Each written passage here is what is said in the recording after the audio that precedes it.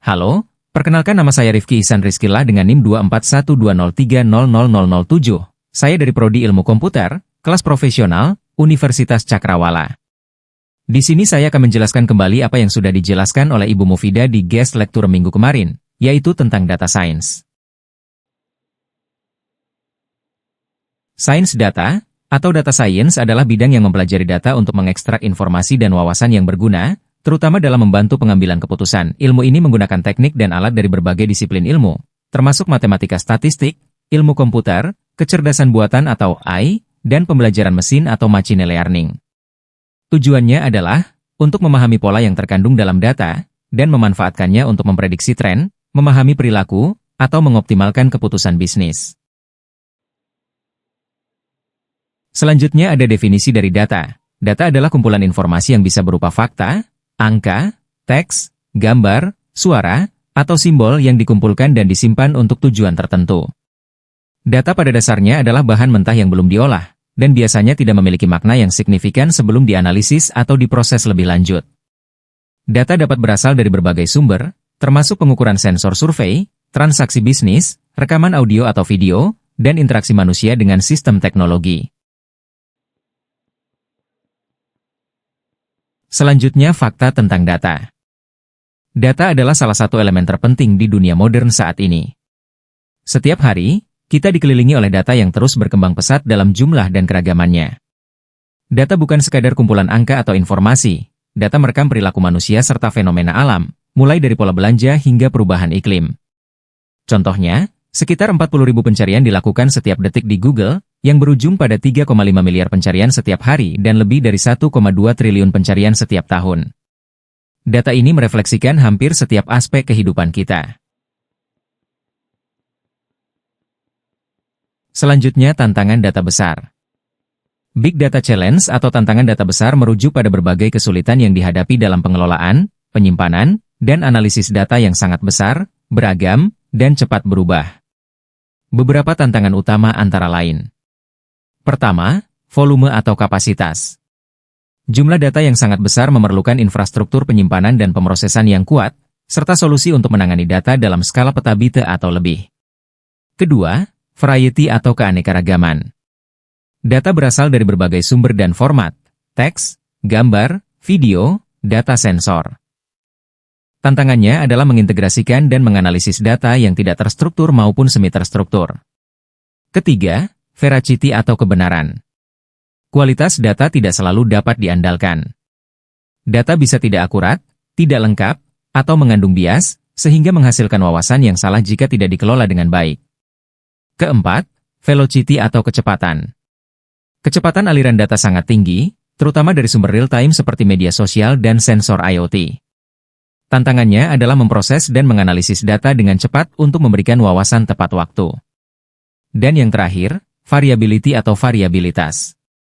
Pola data yang tidak konsisten atau berubah-ubah, seperti tren musiman atau fluktuasi dalam data streaming, membuat analisis menjadi lebih kompleks dan sulit untuk diprediksi. Selanjutnya kategori masalah sains data. Dalam ilmu data, masalah bisa dikategorikan berdasarkan tingkat pemahaman kita tentang data dan pertanyaan yang ingin dijawab. Berikut adalah kategori masalah dalam ilmu data. Pertama, data dikenal, pertanyaan dikenal. Ini adalah situasi ideal di mana kita memiliki data yang lengkap dan juga tahu pertanyaan atau masalah spesifik yang ingin kita selesaikan. Kedua, data tidak dikenal, pertanyaan dikenal. Di sini, kita tahu pertanyaan atau masalah yang ingin dijawab, tetapi kita belum memiliki data yang tepat. Ketiga, data dikenal, pertanyaan tidak dikenal. Dalam skenario ini, kita memiliki data yang tersedia, tetapi tidak ada pertanyaan yang jelas untuk dijawab. Terakhir, data tidak dikenal, pertanyaan tidak dikenal. Ini adalah situasi di mana kita tidak memiliki data yang jelas, dan pertanyaan yang ingin dijawab juga belum terdefinisi.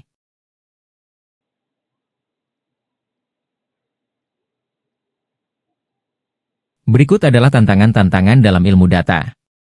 Yang pertama, memilih model yang tepat. Ada berbagai model pembelajaran mesin yang tersedia, sehingga memilih model yang paling tepat untuk masalah tertentu bisa menjadi sulit.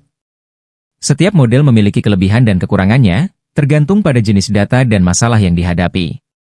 Kedua, kualitas data dan pembersihan. Data jarang sempurna.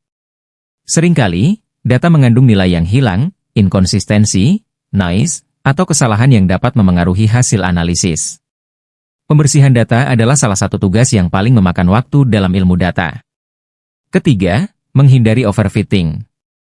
Overfitting terjadi ketika model bekerja dengan baik pada data pelatihan tetapi gagal untuk menggeneralisasi pada data yang belum pernah dilihat.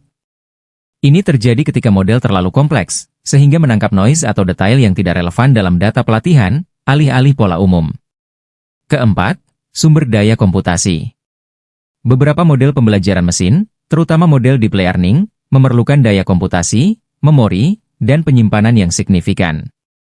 Pelatihan dataset besar atau model yang kompleks bisa memakan waktu berjam-jam atau bahkan berhari-hari pada perangkat keras standar, sehingga membutuhkan infrastruktur lanjutan seperti komputasi awan atau GPU. Kelima, menginterpretasikan hasil. Banyak model pembelajaran mesin, terutama yang lebih kompleks seperti jaringan saraf, dapat berperan sebagai kotak hitam, sehingga sulit untuk memahami bagaimana model tersebut mencapai prediksinya. Kurangnya interpretabilitas ini dapat menimbulkan masalah kepercayaan atau mempersulit penjelasan hasil kepada pemangku kepentingan non-teknis. Terakhir, pertimbangan etika. Model ilmu data secara tidak sengaja dapat memperpetuasi atau bahkan memperkuat bias yang ada dalam data. Misalnya, jika data historis mencerminkan diskriminasi, model yang dilatih dengan data tersebut mungkin terus menghasilkan prediksi yang bias.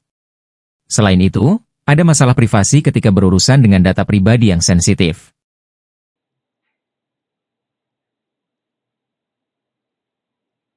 Selanjutnya, optimasi sains data.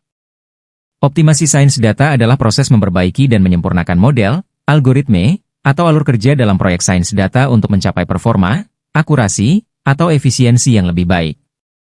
Optimasi ini mencakup berbagai aspek, mulai dari pemilihan model yang tepat hingga pengelolaan sumber daya komputasi yang efisien.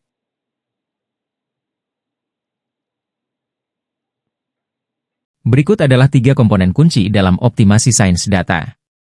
Yang pertama, fungsi tujuan. Fungsi tujuan adalah komponen yang mendefinisikan apa yang ingin dicapai dari proses optimasi. Ini adalah fungsi matematis yang ingin kita maksudkan untuk maksimalkan atau minimalkan. Dalam konteks data science, fungsi tujuan bisa berupa akurasi model, biaya, waktu, profit, atau metrik lainnya yang relevan dengan masalah yang dihadapi. Selanjutnya, kendala. Kendala adalah batasan atau syarat yang harus dipatuhi dalam proses optimasi. Kendala ini membatasi nilai yang diperbolehkan untuk variabel keputusan yang sedang dioptimalkan. Dalam banyak situasi, masalah optimasi tidak hanya tentang menemukan nilai terbaik untuk fungsi tujuan, tetapi juga tentang memastikan bahwa solusi yang ditemukan memenuhi syarat tertentu. Terakhir, algoritma optimasi. Algoritma optimasi adalah metode atau teknik yang digunakan untuk menemukan solusi optimal untuk fungsi tujuan dengan mematuhi kendala yang ada.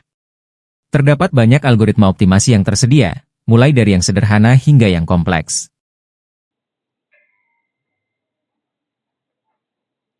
Sekian penjelasan dari saya, mohon maaf bila ada kesalahan kata maupun ucapan. Terima kasih telah menonton sampai akhir. Selamat beraktivitas dan sehat selalu.